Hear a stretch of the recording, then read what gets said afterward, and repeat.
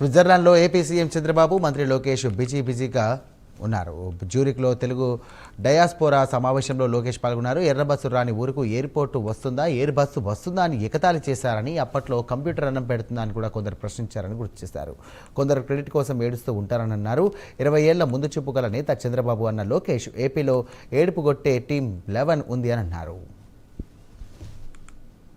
ఎప్పుడు చూస్తా తెలుగులో జోష్ ఎదురుపోతుంది.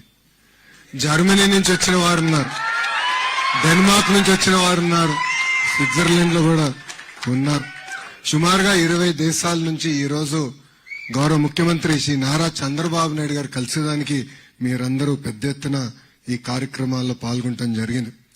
గౌరవ ముఖ్యమంత్రి గారు మా అందరికి ఒక విషయం చెప్పారు.